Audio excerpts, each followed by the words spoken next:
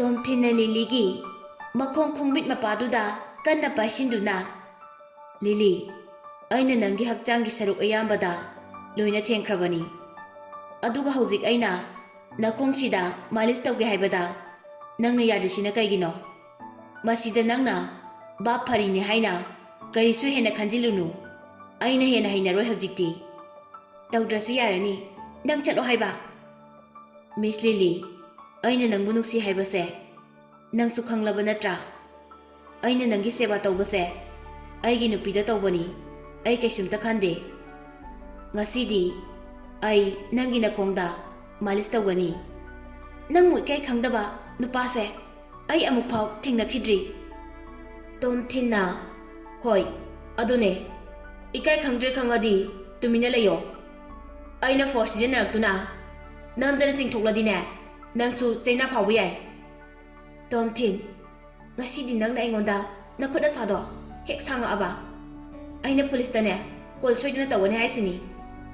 ꯇꯣꯝꯊꯤꯟꯅ, "ꯅꯪꯅ ꯑꯗꯨꯃꯥꯏꯅ ꯍꯥꯏꯔꯒ ꯑꯩꯅ ꯀꯤꯔꯝꯗꯧ ꯃꯥꯟꯕ꯭ꯔꯣ?" ꯂꯤꯂꯤ ꯃꯁꯥꯗꯨ ꯌꯥꯝ ꯁꯥꯎꯅ ꯁꯣꯔꯗꯨ ꯁꯥꯡꯅ ꯁꯥꯡꯅ ꯍꯣꯟꯗꯨꯅ ꯇꯣꯝꯊꯤꯟꯗ ꯃꯌꯥ ꯀ꯭ꯔꯛ ꯀ꯭ꯔꯛ ꯆꯤꯛꯇꯨꯅ ꯌꯦꯡꯂꯤ꯫ ꯇꯣꯝꯊꯤꯟ ꯃꯃꯣꯟ ꯃꯤꯅꯣꯛ ꯇꯧꯗꯨꯅ ꯂꯤꯂꯤꯒꯤ ꯃꯈꯣꯡꯗꯨ ꯄꯥꯏꯗꯨꯅ ꯆꯤꯡꯊꯣꯛꯏ꯫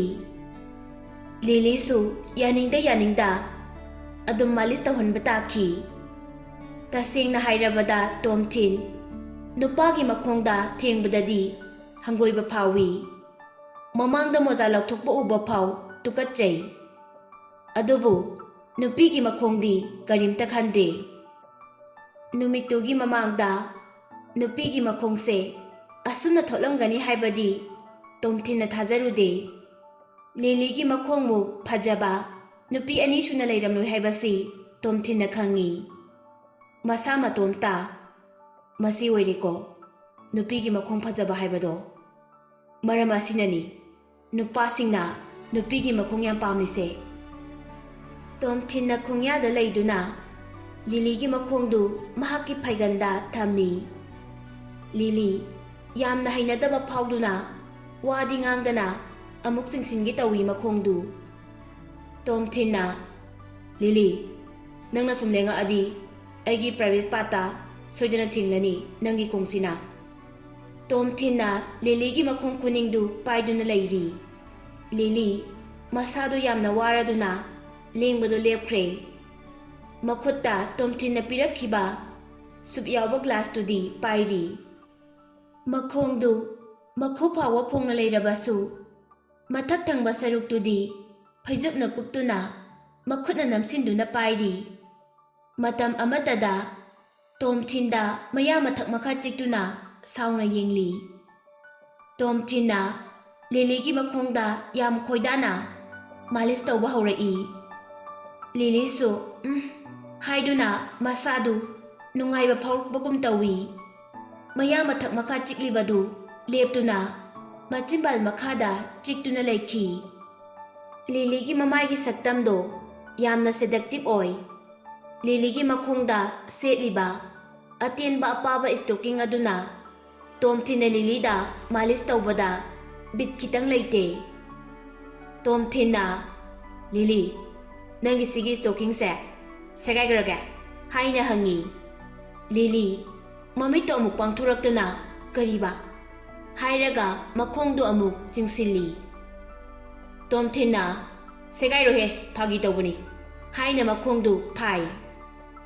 लिलीना फैगन खजिक्तंग उबा हौरक्पा जगा अद्वाइदा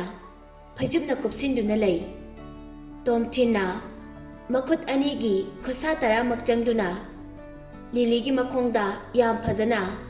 मसाज तौबिरी। मखोंगी मसल यामना यावबा मपा यौरक्पा खुदिंगी लिलीना मखोल पिकना नाहेबगी मखोलसु तोमथिना ताई। तोमथिनसु नुंगाइबा अमा यावदुना महाकी सेटलिबा खंगरावदो करम्बा फिबमदा लैरी हाइबा फाव हन्ना येंसिलुदे। लिलीना तोमथिनगी खंगरावदु खरा नाथरगा सेटपदुदा तोमथिन हाइरगा वा लेपी। तोमथिनसु लिलीना येंगलिबा मिटएंग मपादुदा येंगथदुना ꯈꯪꯒ꯭ꯔꯥꯎꯗꯨ ꯐꯖꯅ ꯑꯃꯨꯛ ꯁꯦꯝꯖꯤꯜꯂꯤ꯫ ꯂꯤꯂꯤ, ꯁꯤꯗꯤ ꯅꯨꯄꯥꯒꯤ ꯍꯧꯅꯁꯥꯅꯤ꯫ ꯃꯥꯡꯗ ꯑꯁꯨꯛ ꯌꯥꯝ ꯐꯖꯕ ꯅꯨꯄꯤ ꯑꯃꯒꯤ ꯃꯈꯣꯡꯗ ꯄꯥꯏꯗꯨꯅ ꯂꯩꯔꯒꯕꯨ ꯔꯤꯑꯦꯛꯁꯟ ꯈꯔꯗꯤ ꯄꯥꯟꯕ ꯇꯥꯕꯅꯤ꯫ ꯅꯪꯕꯨ ꯏꯀꯥꯏꯕ ꯈꯪꯗꯕ ꯂꯨꯗꯕ ꯅꯨꯄꯥꯁꯦ ꯂꯩꯔꯝꯂꯔꯣꯏ ꯇꯣꯝꯊꯤꯟ꯫ ꯂꯤꯂꯤ ꯃꯃꯥꯏꯗꯨ ꯅꯥꯀꯟꯗ ꯂꯩꯊꯣꯛꯇꯨꯅ ꯇꯣꯝꯊꯤꯟꯗ ꯃꯨꯔꯨꯝ ꯃꯨꯔꯨꯝ ꯁꯣꯟꯗꯨꯅ ꯆꯩꯔꯒ ꯂꯩ꯫ ꯇꯣꯝꯊꯤꯟꯅ ꯅꯪ ꯁꯨꯞꯇꯣ ꯊꯛꯆꯤꯜꯂꯣ, ꯂꯣꯏꯅ ꯏꯪꯈ꯭ꯔꯅꯤ꯫ ꯂꯤꯂꯤ ꯀꯔꯤꯝꯇ ꯈꯨꯝꯃꯛꯇꯦ, ꯁꯨꯞꯇꯨꯁꯨ ꯊꯛꯇꯦ꯫ ꯂꯤꯂꯤꯅ ꯁꯨꯞꯇꯣ ꯇꯣꯝꯊꯤꯟꯒꯤ ꯃꯃꯥꯏꯗꯨꯗ ꯍꯩꯖꯤꯟꯒꯦ ꯍꯥꯏꯅ ꯈꯜꯂꯤ꯫ ꯍꯩꯖꯤꯜꯂꯨꯔꯒ ꯑꯃꯨꯛ ꯁꯥꯎꯔꯛꯇꯨꯅ ꯑꯩꯉꯣꯟꯗ ꯑꯣꯟꯁꯤꯜꯂꯛꯑꯗꯤ ꯑꯩ ꯏꯇꯣꯝꯇ ꯃꯥꯡꯖꯅꯤ ꯈꯟꯗꯨꯅ ꯇꯨꯃꯤꯟꯅ ꯑꯃꯨꯛ ꯂꯩꯈꯤ꯫ ꯂꯤꯂꯤ ꯇꯤꯚꯤꯗ ꯌꯦꯡꯗꯨꯅ ꯑꯗꯨꯝ ꯂꯩꯈ꯭ꯔꯦ꯫ ꯃꯔꯛ ꯃꯔꯛꯇ ꯑꯃꯨꯛꯇꯤ ꯁꯨꯞꯇꯨ ꯇꯞꯅ ꯊꯛꯂꯤ꯫ ꯇꯣꯝꯊꯤꯟꯅ ꯌꯥꯝ ꯇꯞꯅ ꯂꯤꯂꯤ, ꯍꯧꯖꯤꯛꯇꯤ ꯅꯁꯥꯗꯣ ꯈꯔ ꯐꯔꯕ꯭ꯔꯥ ꯍꯥꯏꯅ ꯍꯪꯉꯤ꯫ ꯂꯤꯂꯤ ꯀꯩꯁꯨꯝꯇ ꯈꯨꯝꯂꯛꯇꯦ꯫ ꯑꯗꯨ ꯑꯣꯏꯔꯕꯁꯨ ꯃꯍꯥꯛꯀꯤ ꯃꯥꯏꯊꯣꯡꯗꯨ ꯌꯦꯡꯕꯗ ꯈꯔ ꯅꯨꯡꯉꯥꯏꯔꯝꯂꯅꯤ ꯍꯥꯏꯕꯗꯤ ꯇꯣꯝꯊꯤꯟꯅ ꯈꯪꯉꯤ꯫ ꯈꯔ ꯅꯨꯡꯉꯥꯏꯔꯕ꯭ꯔꯥ ꯍꯥꯏꯕꯅꯦ ꯂꯤꯂꯤ꯫ ꯂꯤꯂꯤ ꯍꯟꯗꯛꯃꯨꯛꯁꯨ ꯀꯔꯤꯝꯇ ꯈꯨꯝꯂꯛꯇꯦ꯫ ꯇꯣꯝꯊꯤꯟꯅ ꯅꯨꯡꯉꯥꯏꯔꯗꯤꯅꯦ ꯅꯨꯡꯉꯥꯏ ꯑꯗꯨꯝ ꯍꯥꯏꯔꯛꯑꯣ, ꯑꯩꯁꯨ ꯏꯇꯨꯒꯤ ꯃꯈꯣꯡ ꯑꯣꯏꯕꯒꯤ ꯄꯥꯏꯕꯩ ꯋꯥꯅꯤ, ꯑꯇꯣꯞꯄꯒꯤ ꯑꯣꯏꯔꯗꯤ ꯌꯦꯡꯕ ꯐꯥꯎ ꯍꯪꯒꯣꯏꯕ ꯐꯥꯎꯏ꯫ ꯂꯤꯂꯤꯅ ꯇꯣꯝꯊꯤꯟꯗ ꯁꯥꯎꯅ ꯃꯣꯟ ꯑꯃ ꯂꯪꯉꯛꯏ꯫ ꯇꯣꯝꯊꯤꯟꯅ ꯃꯇꯥꯡ ꯆꯥꯅ ꯃꯀꯣꯛꯇ ꯄꯥꯟꯒꯗꯕ ꯃꯣꯟꯗꯨ ꯉꯥꯛꯊꯣꯛꯏ꯫ ꯇꯣꯝꯊꯤꯟꯅ ꯅꯈꯣꯡꯁꯦ ꯁꯤꯡꯒꯦꯁꯦ ꯍꯥꯏꯗꯨꯅ ꯌꯦꯠ ꯊꯪꯕ ꯃꯈꯣꯡꯗꯨ ꯐꯩꯖꯨꯞ ꯃꯅꯨꯡꯗ ꯏꯟꯁꯤꯟꯈꯤ꯫ ꯑꯣꯏ ꯊꯪꯕ ꯃꯈꯣꯡꯗꯨ ꯑꯃꯨꯛ ꯐꯩꯖꯨꯞ ꯃꯅꯨꯡꯗꯒꯤ ꯆꯤꯡꯊꯣꯔꯛꯏ꯫ ꯂꯤꯂꯤꯁꯨ ꯌꯥꯅꯤꯡꯗꯕ ꯁꯥꯗꯨꯅ ꯇꯧꯗ꯭ꯔꯁꯨ ꯌꯥꯔꯅꯤ ꯍꯥꯏꯅ ꯈꯨꯝꯃꯛꯏ꯫ ꯂꯤꯂꯤꯁꯨ ꯃꯍꯥꯛꯀꯤ ꯃꯐꯥꯏꯒꯟꯗꯨ ꯎꯈꯤꯅꯤ ꯍꯥꯏꯅ ꯐꯩꯖꯨꯞꯇꯨ ꯃꯈꯨꯠꯅ ꯅꯝꯁꯤꯟꯗꯨꯅ ꯊꯝꯃꯤ꯫ ꯇꯣꯝꯊꯤꯟꯁꯨ ꯂꯤꯂꯤꯗ ꯃꯃꯥꯏꯗꯣ ꯌꯦꯡꯈꯤꯗ꯭ꯔꯦ꯫ ꯃꯈꯣꯡꯗ ꯌꯦꯡꯗꯨꯅ ꯃꯁꯥꯖ ꯇꯧꯗꯨꯅ ꯂꯩꯔꯤ꯫ ꯂꯤꯂꯤꯁꯨ ꯇꯤꯚꯤ ꯌꯦꯡꯗꯨꯅ ꯑꯗꯨꯝ ꯂꯩꯔꯤ꯫ ꯀꯥꯗꯨꯗ ꯊꯣꯛꯂꯤꯕ ꯃꯈꯣꯜ ꯍꯥꯏꯔꯗꯤ ꯇꯤꯚꯤꯗꯒꯤ ꯊꯣꯛꯂꯤꯕ ꯃꯈꯣꯜꯗꯨ ꯈꯛꯇꯅꯤ꯫ ꯃꯤꯅꯠ 10ꯒꯤ ꯃꯇꯨꯡꯗ ꯂꯤꯂꯤ ꯃꯃꯤꯠ ꯎꯏꯁꯤꯟꯗꯨꯅ ꯂꯩꯔꯝꯕꯗꯣ ꯇꯣꯝꯊꯤꯟꯅ ꯎꯔꯦ꯫ ꯃꯃꯤꯠꯇ ꯍꯥꯞꯂꯤꯕ ꯄꯥꯗꯨꯁꯨ ꯂꯣꯏꯅ ꯈꯣꯏꯔꯦ꯫ ꯇꯣꯝꯊꯤꯟꯅ ꯌꯥꯝ ꯇꯞꯅ ꯂꯤꯂꯤ, ꯅꯪꯒꯤ ꯐꯥꯏꯒꯟꯁꯦ ꯄꯥꯏꯔꯛꯀꯦ ꯌꯥꯕ꯭ꯔꯥ? ꯂꯤꯂꯤ ꯀꯩꯁꯨꯝꯇ ꯈꯨꯝꯂꯛꯈꯤꯗ꯭ꯔꯦ꯫ ꯇꯁꯦꯡꯅ ꯇꯨꯝꯂꯝꯂꯅꯤ ꯈꯜꯂꯤ꯫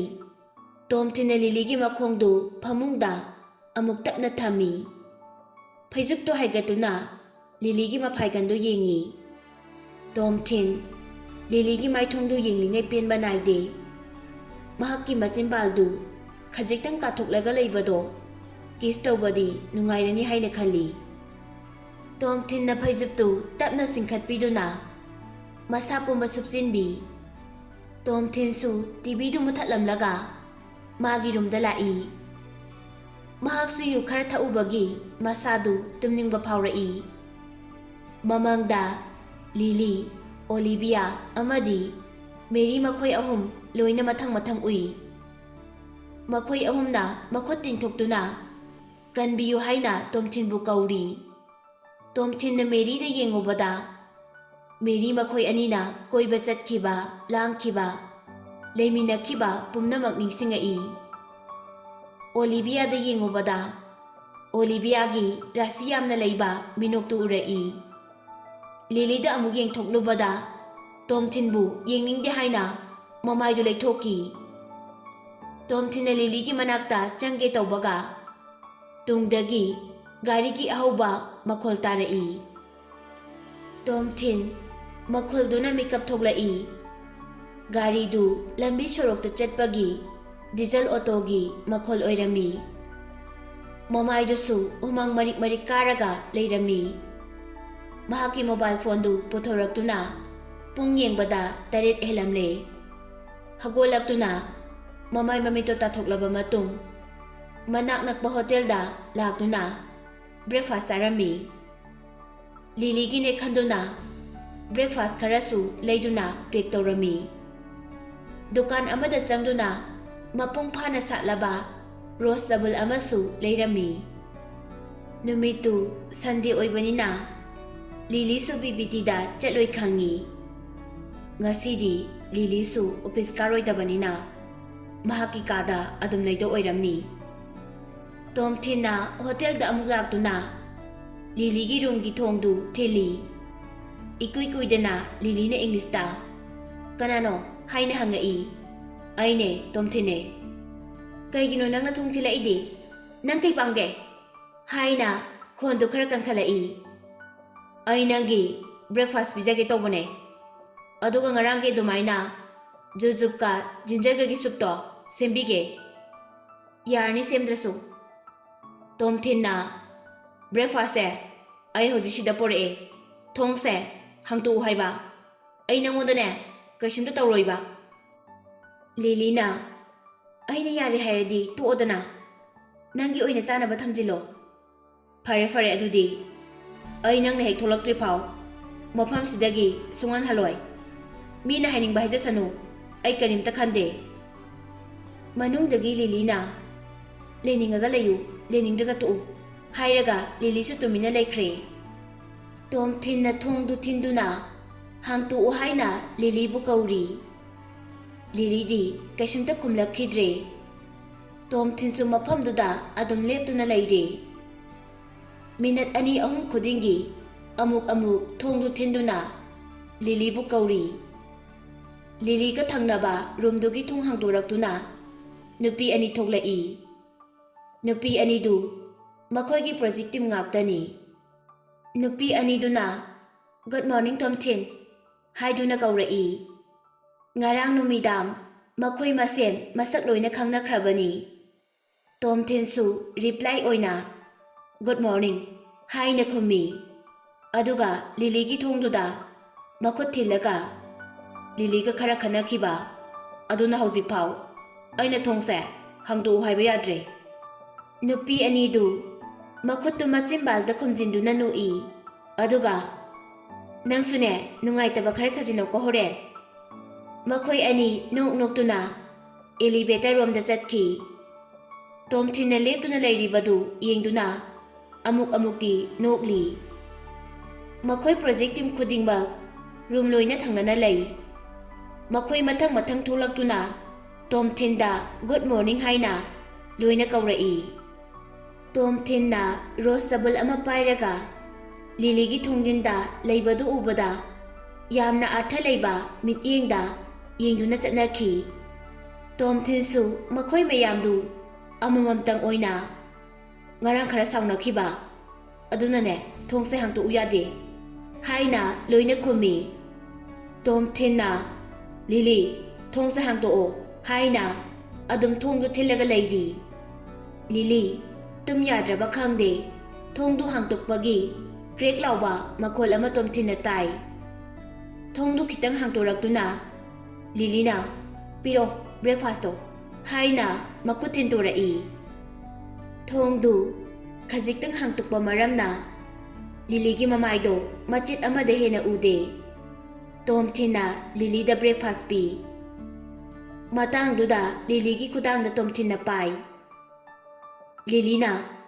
थादो तोम थिन मीना उखिनिए तोम थिना नखुद अमदसु तिंथोरउ आइना लेरकलिबा रोसी चुलौको मसिना नंगबु नुमित खुदिंगी दाव याबा ओयु हाइना आइना विश पीरी आई लै पामदे नंगी ओइना दुम थंजिलो आइदिने नंगा थिंगनद्रिङै दाव अदुम याये तोम थिन्ना लीलीगी मखुतु सिंथुक्तुना सिलो ख्वाइबने लीलीना नंगना पीबा ब्रेकफास्ट से मखादा थदरगे को दुदी तोम थिन्ना ए अदुमाइना दि तौनुको होरेन स्वीपर सिंगना नंगबु मोली हाइना ngangnakini तोम थिन नंग पुरा मिमिनु खांगनिको हाइरगा थोंगदु हांगतु ई तोम थिनदी लीलीना थोंगदु हांगतोरकनी हाइबा हाना खंगौदबदगी लीलीबु सिंगदुना अदुम लै महाकना चिंगबदुदा लीलीदो मंगोदा सिनसिनदुना सोइदना कोसिनकी लीली अपाबा नाइ ड्रेस सेटली मसा थोथोत लाउबदुना कोनबदु यामना नुंगाइबा फावी लीलीदी साउना कादुदा अमुक चंखिगे तवी तोम थिन्ना कुंथादुना ꯃꯈꯨ ꯑꯃ ꯃꯈꯥ ꯇꯥꯅ ꯃꯥꯏ ꯗꯤꯌꯔ ꯂꯤꯂꯤ ꯂꯩꯁꯦ ꯅꯪꯒꯤꯅꯤ ꯑꯩꯅ ꯅꯪꯕꯨ ꯄꯨꯛꯆꯦꯜ ꯁꯦꯡꯅ ꯅꯨꯡꯉꯥꯏ ꯌꯥꯏꯐꯕ ꯑꯣꯏꯌꯨ ꯍꯥꯏꯅ ꯋꯤꯁ ꯄꯤꯔꯤ ꯂꯤꯂꯤꯅ ꯑꯩꯉꯣꯟꯗ ꯀꯅꯥꯅ ꯗꯤꯌꯔ ꯂꯤꯂꯤ ꯀꯧ ꯍꯥꯏꯔꯤꯕ ꯇꯣꯝ ꯊꯤꯟꯅ ꯅꯪꯗꯤ ꯑꯩꯒꯤ ꯑꯃꯠꯇ ꯉꯥꯏꯔꯕ ꯂꯥꯏꯔꯦꯝꯕꯤꯅꯤ ꯅꯪꯉꯣꯟꯗ ꯗꯤꯌꯔ ꯀꯧꯗꯅ ꯀꯅꯥꯗ ꯀꯧ ꯍꯥꯏꯅꯣ ꯃꯁꯤꯅ ꯍꯦꯟꯅ ꯐꯖꯗꯕ꯭ꯔꯥ ꯃꯥꯏ ꯗꯤꯌꯔ ꯂꯤꯂꯤ ꯂꯤꯂꯤ ꯃꯁꯥꯗꯨ ꯁꯥꯎꯅꯤꯡꯕꯅ ꯄ꯭ꯔꯣꯛ ꯄ꯭ꯔꯣꯛ ꯆꯥꯛꯏ ꯇꯣꯝꯊꯤꯟ ꯅꯪꯕꯨ ꯏꯀꯥꯏ ꯈꯪꯗꯕ ꯃꯤꯁꯦ ꯑꯅꯤꯁꯨꯅ ꯂꯩꯔꯝꯈꯤꯅꯤ ꯍꯥꯏꯕꯗꯤ ꯑꯩ ꯊꯥꯖꯗꯦ ꯑꯩꯅ ꯑꯁꯨꯛ ꯌꯥꯝꯅ ꯏꯀꯥꯏ ꯈꯪꯂꯝꯗ꯭ꯔꯗꯤ ꯉꯁꯤ ꯅꯪꯅ ꯑꯩꯕꯨ ꯅꯨꯡꯁꯤꯔꯤꯁꯦ ꯅꯨꯡꯁꯤꯔꯝꯗꯕꯁꯨ ꯌꯥꯏ ꯂꯤꯂꯤ ꯃꯈꯣꯡ ꯃꯈꯨꯠ ꯊꯤꯟꯗꯨꯅ ꯁꯥꯎꯕ ꯍꯦꯟꯃꯟꯗꯨꯅ ꯃꯄꯤ ꯇꯥꯏ ꯑꯗꯨꯒ ꯃꯈꯨ ꯀꯨꯟꯗꯨꯅ ꯂꯩꯔꯤꯕ ꯇꯣꯝꯊꯤꯟꯒꯤ ꯃꯁꯝꯗꯨ ꯀꯟꯅ ꯄꯥꯏꯁꯤꯟꯗꯨꯅ ꯐꯣꯏꯗꯠꯂꯤ ꯇꯣꯝꯊꯤꯟꯅ ꯀꯩꯅꯣ ꯂꯤꯂꯤ ꯅꯥꯏꯌꯦ ꯊꯥꯗꯣꯛꯑꯣ ꯍꯥꯏꯕꯅꯦ ꯂꯤꯂꯤꯅ ꯑꯩꯅ ꯅꯪ ꯅꯨꯡꯁꯤꯔꯦ ꯅꯨꯡꯁꯤꯔꯝꯗꯕꯁꯨ ꯌꯥꯏ ꯀꯥꯏꯅ ꯇꯣꯝꯊꯤꯟꯅ ꯀꯔꯤꯁꯨ ꯍꯥꯏꯗꯅ ꯐꯨꯛ ꯍꯧꯒꯠꯂꯒ ꯂꯤꯂꯤꯕꯨ ꯀꯣꯟꯗꯨꯅ ꯃꯍꯥꯛꯀꯤ ꯀꯥꯗ ꯆꯪꯉꯛꯏ ꯂꯤꯂꯤꯒꯤ ꯀꯥꯗ ꯆꯪꯉꯛꯑꯒ ꯇꯣꯝꯊꯤꯟꯅ ꯊꯣꯡꯗꯨ ꯂꯣꯟꯁꯤꯜꯂꯤ ꯂꯤꯂꯤ ꯁꯥꯎꯅ ꯃꯍꯥꯛꯀꯤ ꯐꯃꯨꯡꯗ ꯆꯪꯗꯨꯅ ꯐꯝꯃꯒ ꯂꯩꯈ꯭ꯔꯦ ꯇꯣꯝꯊꯤꯟꯅ ꯌꯥꯔꯦ ꯁꯥꯎꯖꯅꯔꯅꯨ ꯌꯦꯡꯉꯨ ꯃꯈꯥꯗ ꯕ꯭ꯔꯦꯛꯐꯥꯁꯁꯦ ꯂꯣꯏꯅ ꯇꯥꯔꯦꯕ ꯇꯣꯝꯊꯤꯟꯅ ꯂꯩꯗꯨ ꯂꯤꯂꯤꯒꯤ ꯐꯃꯨꯡꯒꯤ ꯃꯣꯟ ꯃꯅꯥꯛꯇ ꯆꯪꯗꯨꯅ ꯊꯝꯃꯤ ꯇꯣꯝꯊꯤꯟꯅ ꯕ꯭ꯔꯦꯛꯐꯥꯁꯀꯤ ꯄꯦꯛꯇꯨ ꯇꯞꯅ ꯂꯧꯊꯣꯛꯇꯨꯅ ꯇꯦꯕꯜꯗ ꯊꯝꯃꯤ ꯂꯤꯂꯤ ꯅꯪ ꯕ꯭ꯔꯁ ꯇꯧꯔꯕꯣ ꯕ꯭ꯔꯁ ꯇꯧꯔꯗꯤ ꯁꯥꯔꯤꯉꯩꯁꯤꯗꯅꯦ ꯆꯥꯔꯨ ꯂꯥꯛꯑꯣ ꯂꯤꯂꯤ ꯐꯨꯔꯤꯠ ꯑꯃ ꯁꯤꯟꯇꯣꯛꯇꯨꯅ ꯂꯤꯠꯁꯤꯜꯂꯤ ꯇꯣꯝꯊꯤꯟꯅ ꯌꯦꯡꯂꯛꯄꯔꯥ ꯍꯥꯏꯅ ꯃꯃꯥꯏꯗꯣ ꯑꯃꯨꯛ ꯂꯩꯊꯣꯛꯇꯨꯅ ꯌꯦꯡꯉꯛꯏ ꯃꯍꯥꯛꯅ ꯇꯣꯝꯊꯤꯟꯗ ꯌꯦꯡꯂꯤꯕ ꯃꯤꯠꯌꯦꯡꯗꯣ ꯑꯀꯤꯕꯒꯤ ꯃꯁꯛꯅꯤ ꯇꯣꯝꯊꯤꯟ ꯂꯤꯂꯤꯗ ꯃꯃꯤꯠꯇꯣ ꯍꯛꯊꯦꯡꯅꯅ ꯌꯦꯡꯗ꯭ꯔꯕꯁꯨ ꯂꯤꯂꯤꯅ ꯌꯦꯡꯂꯛꯂꯤꯕ ꯃꯤꯠꯌꯦꯡꯗꯣ ꯈꯪꯕ ꯉꯝꯃꯤ ꯂꯤꯂꯤ ꯑꯗꯨꯕꯨ ꯀꯔꯤ ꯃꯤꯠꯌꯦꯡꯅꯣ ꯅꯪꯅ ꯈꯪꯉꯤꯗꯨꯉꯥꯏ ꯅꯪꯅ ꯁꯥꯎꯔꯁꯨ ꯀꯔꯤꯝꯇ ꯀꯥꯟꯅꯕ ꯐꯪꯉꯣꯏ ꯅꯨꯄꯤ ꯑꯃ ꯑꯣꯏꯔꯗꯤ ꯏꯪꯕ ꯇꯞꯄ ꯈꯔꯁꯨ ꯇꯝꯃꯨ ꯂꯥꯛꯑꯣ ꯆꯥꯔꯨ ꯂꯥꯛꯑꯣ ꯑꯩ ꯉꯔꯥꯡꯒꯤ ꯑꯗꯨꯃꯥꯏꯅ ꯁꯨꯞꯇꯣ ꯁꯦꯝꯕꯤꯔꯛꯀꯦ ꯍꯥꯏꯔꯝꯂꯒ ꯇꯣꯝꯊꯤꯟꯅ ꯕꯥꯠꯔꯨꯝꯗ ꯀꯦꯇꯂꯤ ꯑꯃꯗꯤ ꯖꯤꯟꯖꯔꯗꯨ ꯆꯥꯝꯕ ꯆꯪꯈ꯭ꯔꯦ ꯃꯤꯀꯨꯞ ꯑꯃꯒꯤ ꯃꯇꯨꯡꯗ ꯂꯤꯂꯤꯁꯨ ꯕꯥꯠꯔꯨꯝꯗ ꯆꯪꯉꯛꯇꯨꯅ ꯊꯣ ꯌꯥꯔꯦ ꯑꯩ ꯕ꯭ꯔꯁ ꯇꯧꯒꯦ ꯍꯥꯏꯔꯛꯏ ꯇꯣꯝꯊꯤꯟꯅ ꯂꯣꯏꯔꯦ ꯍꯥꯏꯅ ꯌꯥꯝ ꯍꯥꯊꯨ ꯂꯣꯏꯁꯤꯟꯗꯨꯅ ꯕꯥꯠꯔꯨꯝꯗꯒꯤ ꯊꯣꯛꯂꯛꯏ ꯊꯣꯛꯂꯛꯄꯗ ꯂꯤꯂꯤꯒꯤ ꯃꯅꯥꯀꯣꯡ ꯃꯌꯥꯗ ꯅꯨꯡꯁꯤꯕꯤ ꯅꯪꯗꯤ ꯃꯦꯀꯞ ꯇꯧꯗ꯭ꯔꯤꯉꯩꯅ ꯍꯦꯟꯅ ꯐꯖꯕ ꯍꯦꯜꯂꯤ ꯐꯤꯂꯝ ꯁ꯭ꯇꯥꯔꯒꯗꯤ ꯂꯩꯍꯧꯔꯦꯍꯦ ꯅꯪꯒ ꯌꯦꯡꯅꯔꯨꯔꯗꯤ ꯂꯤꯂꯤꯅ ꯍꯥꯏꯔꯒ ꯕꯥꯠꯔꯨꯝꯗ ꯆꯪꯈꯤ ꯇꯣꯝꯊꯤꯟꯁꯨ ꯋꯥꯜꯗ ꯉꯥꯊꯗꯨꯅ ꯂꯤꯂꯤꯅ ꯆꯥꯕꯗꯣ ꯅꯣꯛꯈꯤ ꯇꯧꯗꯨꯅ ꯌꯦꯡꯂꯤ ꯂꯤꯂꯤꯁꯨ ꯇꯣꯝꯊꯤꯟꯒꯤ ꯑꯅꯝ ꯀꯟꯕ ꯃꯑꯣꯡꯗꯨ ꯈꯪꯂꯕꯅꯤꯅ ꯀꯔꯤꯁꯨ ꯍꯥꯏꯗ꯭ꯔꯦ ꯇꯣꯝꯊꯤꯟ ꯁꯨꯞꯇꯨ ꯁꯦꯝꯕ ꯂꯣꯏꯔꯕ ꯃꯇꯨꯡ ꯀꯞ ꯑꯃꯗ ꯍꯩꯔꯝꯃꯤ ꯂꯤꯂꯤꯗ ꯄꯤꯗꯨꯅ ꯍꯧꯖꯤꯛꯐꯥꯎ ꯅꯥꯔꯤꯕꯣ ꯍꯥꯏꯅ ꯍꯪꯉꯤ ꯂꯤꯂꯤꯅ ꯌꯥꯔꯅꯤ ꯀꯔꯤꯝꯇ ꯇꯧꯗ꯭ꯔꯦ ꯇꯣꯝꯊꯤꯟꯅ ꯌꯥꯝ ꯐꯩ ꯑꯗꯨꯗꯤ ꯁꯨꯞꯁꯦ ꯅꯨꯡꯇꯤꯒꯤ ꯊꯛꯎ ꯃꯁꯤꯅ ꯅꯪꯒꯤ ꯍꯛꯆꯥꯡꯗꯣ ꯌꯥꯝ ꯁꯦꯡꯍꯟꯕꯅꯤ ꯉꯔꯥꯡ ꯇꯧꯕ ꯑꯗꯨꯒꯨꯝꯅ ꯇꯣꯝꯊꯤꯟꯅ ꯋꯥ ꯉꯥꯡꯕ ꯂꯣꯏꯗ꯭ꯔꯤꯉꯩ ꯂꯤꯂꯤꯅ ꯃꯔꯛ ꯊꯠꯆꯤꯜꯂꯛꯏ ꯌꯥꯔꯦ ꯅꯪꯒꯤ ꯃꯥꯂꯤꯁꯇꯨꯗꯤꯅꯦ ꯇꯧꯔꯛꯑꯅꯨ ꯇꯣꯝꯊꯤꯟꯅ ꯂꯤꯂꯤ BBTꯒꯤ ꯄ꯭ꯔꯣꯖꯦꯛꯁꯤꯁꯨ ꯁꯥꯏꯟ ꯇꯧꯅꯈ꯭ꯔꯕꯅꯤ나 ꯀꯔꯝ ꯀꯥꯟꯗ ꯅꯪ ꯃꯅꯤꯄꯨꯔꯗ ꯍꯟꯗꯣꯏꯅꯣ ꯂꯤꯂꯤꯅ ꯑꯩꯗꯤ ꯌꯥꯝ ꯀꯨꯏꯅꯗꯤ ꯂꯩꯗꯧ ꯃꯥꯟꯗ꯭ꯔꯦ ꯑꯁꯣꯟꯗꯁꯨ ꯊꯕꯛ ꯂꯣꯏꯁꯤꯟꯗꯕ ꯌꯥꯝꯅ ꯂꯩꯍꯧꯔꯤ ꯇꯣꯝꯊꯤꯟꯅ ꯑꯩꯁꯤ ꯅꯪꯒꯤ ꯑꯦꯁꯤꯁꯇꯦꯟꯅꯤꯅ ꯅꯪꯅ ꯆꯠꯄ ꯈꯨꯗꯤꯡꯒꯤ ꯅꯇꯨꯡ ꯏꯟꯗꯣꯏꯅꯤ